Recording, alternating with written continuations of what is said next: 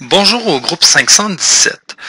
Comme je suis en formation et que c'est votre dernière période avant l'examen, j'ai pensé vous faire une présentation pour faire l'élément de contenu et vous aider dans votre préparation.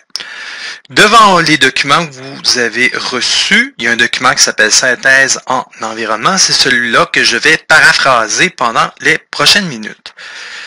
Donc, gérer l'environnement, la problématique vient de l'augmentation de la croissance mondiale qui provoque, elle aussi, une augmentation de la dégradation de l'environnement.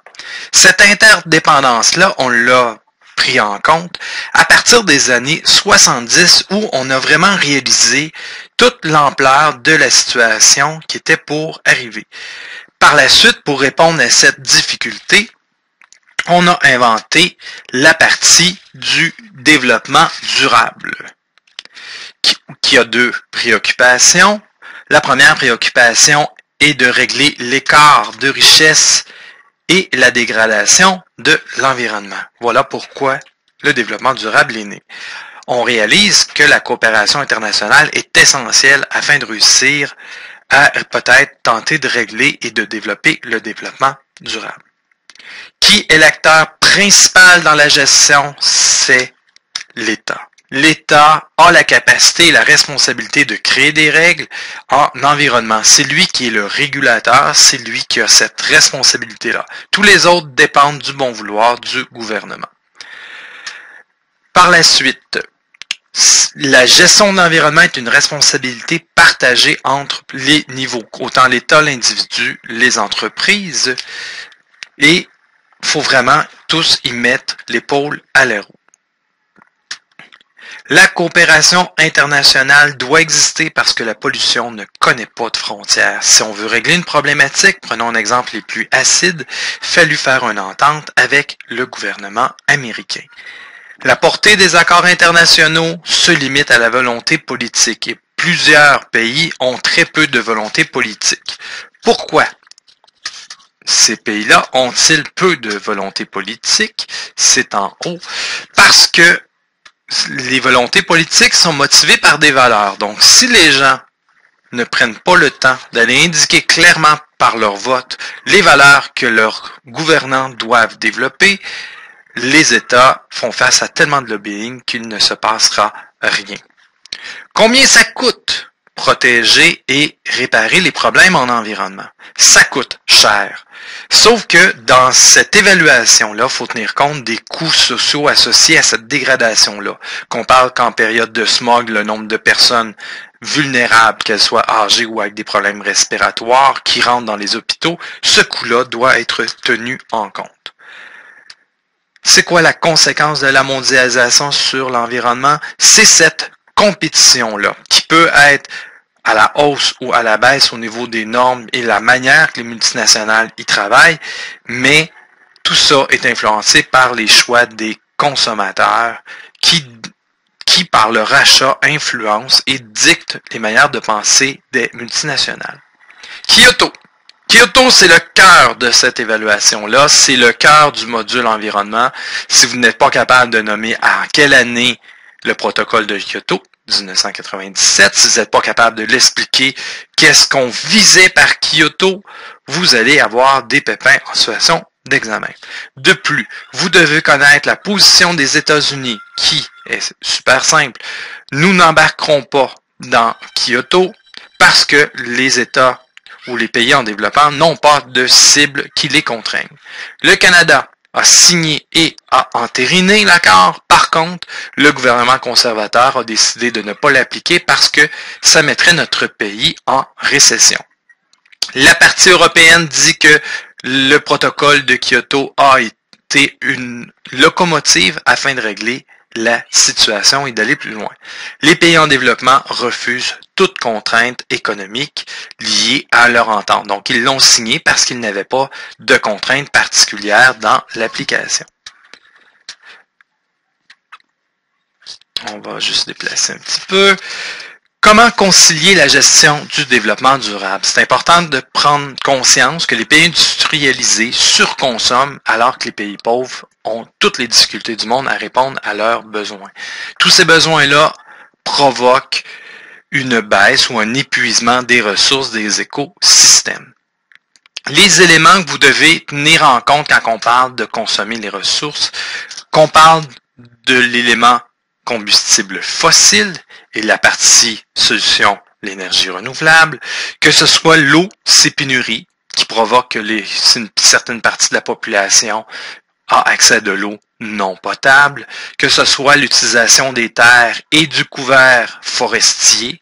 Quand on coupe tous les arbres, ça crée une dégradation des sols et les écosystèmes ont de la difficulté à se régénérer.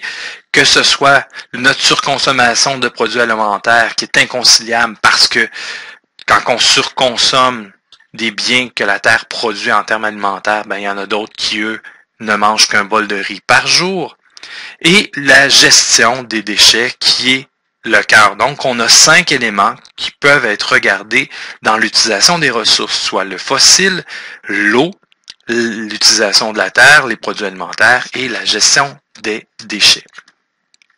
Par la suite, on va remonter et nous allons voir est-ce que c'est possible d'établir des normes environnementales mondiales. C'est très compliqué leur application, sont peu contraignantes et il y a un peu du n'importe quoi dans cette situation-là. Le PNUE, donc le Programme des Nations Unies pour l'environnement, a un mandat de favoriser la coopération entre les États, mais elle n'a pas la capacité de pouvoir de sanction. Qui doit être vraiment le responsable de l'harmonisation? Donc, qui doit faire quelque chose? Là, il n'y a pas de consensus, il y a 3 grandes visions. Il y a la première vision que, dans un premier temps, on devrait créer une organisation centrale chargée de les faire appliquer avec une possibilité de sanction. D'autres préfèrent que ce soit les gouvernements nationaux, comme actuellement, ou d'autres disent que ça devrait être le pollueur qui devrait être un pollueur-payeur. Donc voilà la synthèse globalement. Dans ce document-là, d'autres éléments sont présents pour vous aider dans votre révision. Dans un premier temps, vous avez les concepts clés. Les concepts clés sont les concepts que nous avons déjà vus et que vous devez être à l'aise pour l'examen. Les concepts communs sont des concepts que vous allez voir dans chacune des situations dans les 5 thèmes que nous allons rencontrer cette année.